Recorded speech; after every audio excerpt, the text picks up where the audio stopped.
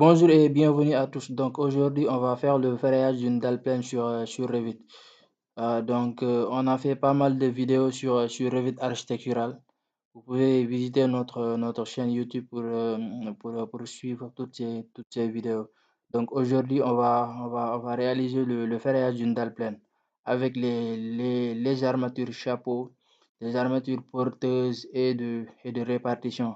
Donc il faut savoir que il faut calculer la dalle pleine avant de venir faire le ferrage sur Revit. Ici, on a le plan 2D et ici le plan de la coupe. Donc voilà, on va commencer le ferrage de cette dalle pleine. Donc on va faire le ferrage d'une dalle pleine d'une surface de 20 mètres carrés. Avant de modéliser le panneau, on doit prédimensionner ça. Donc pour le prédimensionnement d'une dalle pleine, on va prendre le plus petit côté sur 30. Donc après aussi, ça va dépendre de la continuité. Si c'est une dalle pleine continue ou bien une dalle pleine qui est isotrope, qui n'est pas continue.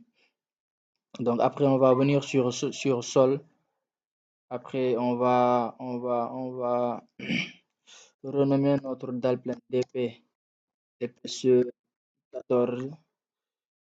On change notre épaisseur. On va utiliser un matériau, soit béton coulé sur place à 25 mégapascal ou bien un béton coulé sur place à 20 mégapascal.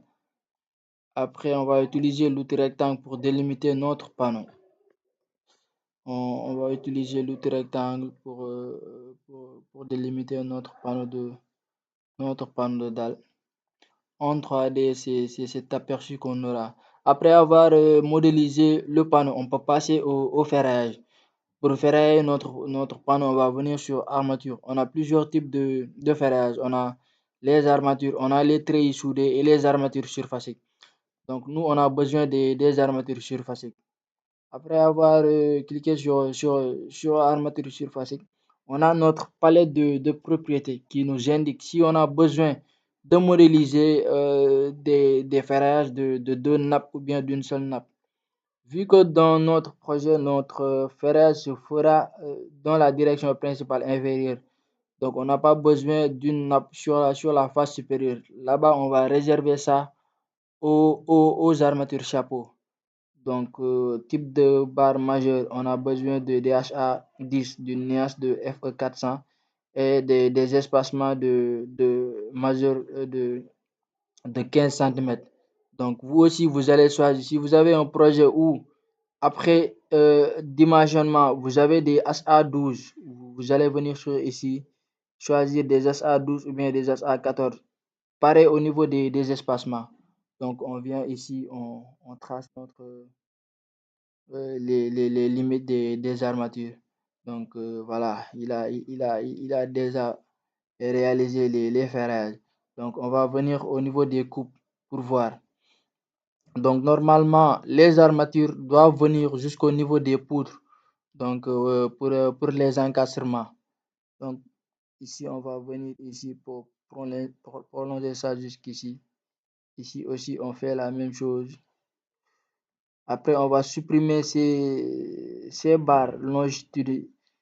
Ces barres longitudinales, on va supprimer ça, modifier les barres. Après, on va supprimer ces barres. On n'a pas besoin de ces barres longitudinales. On doit supprimer ça.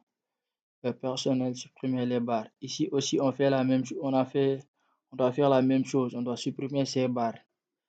Après, on doit réaliser, on doit faire la conception des armatures, des barres chapeau. Donc, on revient sur armature. Donc, ces barres chapeau ont un crochet de 90 degrés. On va modéliser ça avec des espacements de 150. Après aussi, on doit gérer les longueurs des armatures chapeau. Donc, les armatures chapeau, leur longueur est égale à euh, la portée du panneau sur 4. Donc, ici, après calcul, on a une longueur de 90 cm. On doit modifier les contraintes. Après, on doit contraindre ça ici sur la face supérieure de la poutre de 90 centimètres. Voilà, on a réalisé nos armatures chapeaux. On peut venir sur la 2D pour voir. On a ici nos chapeaux. Donc, on n'a pas besoin de remodéliser ici. On peut utiliser l'outil miroir pour miroiter ça. On peut utiliser l'outil miroir. Donc, on a ici notre chapeau. Donc, c'est de la même manière qu'on doit faire ici aussi. On doit avoir ici des chapeaux ici aussi. Donc, on va gérer tout ce qui est présentation.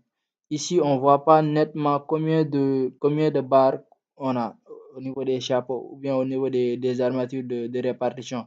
Donc, on va venir sur présentation, ne rien sélectionner et sélectionner deux armatures. Donc, c'est bon. Ici aussi, on va faire la même chose. On va utiliser présentation, ne rien sélectionner et sélectionner deux barres. Voilà, ici aussi les armatures porteuses et les armatures de répartition, on va faire la même chose. On va venir sur présentation, ne rien sélectionner, sélectionner qu'une seule barre. Ici aussi, on fera la même chose. Ne rien sélectionner, ne rien sélectionner, sélectionner une seule barre. Voilà. Ici, on a nos barres. Ici, on peut changer la présentation.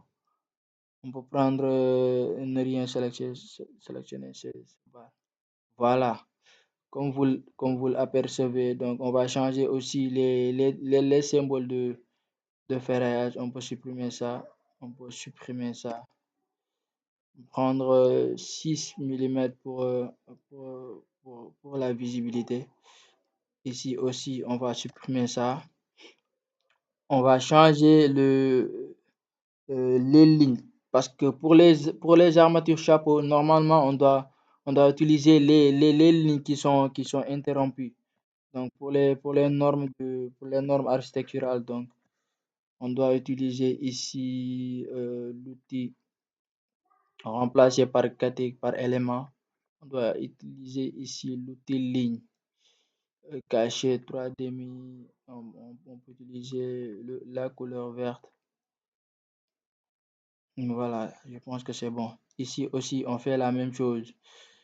Donc après, on va passer aux annotations. Donc pour annoter, on va venir sur onglet annoter, étiquette par catégorie. Ici, on va étiqueter nos barres porteuses, nos barres de répartition et les chapeaux aussi. On va renommer ça. Ici, on va choisir le quantité, espacement et numéro. Ou bien choisir type espacement ou bien type espacement et numéro. Bon, ça c'est bon. Ici aussi, on fait la même chose. Type espacement, et quantité et numéro. Ici aussi, on fait la même chose. Type quantité et numéro. Donc, on peut changer aussi les graphismes des poutres. On va tout sélectionner, venir sur la palette des vues, changer les graphismes de nos poutres. Donc, c'est bon. Voilà. Donc, en 3D, on voit rien. Donc, ici, on peut afficher les armatures en sélectionnant tout. On peut venir sur filtrer tout et prendre seulement les armatures. Après, on vient sur état de visibilité de la vue. On va cocher modèle analytique 3D. Ici aussi, vue 3D pour afficher les armatures. Ici, on a nos différentes armatures. Donc, on va venir au niveau des coupes. On va annoter les armatures. On va venir sur annoter multi armature. Donc, on va faire ça. On va passer à l'annotation on a 26 HA de 10. C'est bon. Ici aussi, on fait la même chose. On prend annoter, étiqueter par catégorie. On va annoter les armatures chapeau. Ici aussi, on fait la même chose. On change le type d'annotation, type quantité. On peut mettre ça ici pour plus de visibilité. Je pense que c'est bon. Voilà. Donc, on peut utiliser vue mosaïque pour avoir les différentes vues. Donc, merci d'avoir suivi cette vidéo. Donc, à la prochaine, Inch'Allah. Vous pouvez s'abonner pour ne pas rater les autres vidéos. Merci.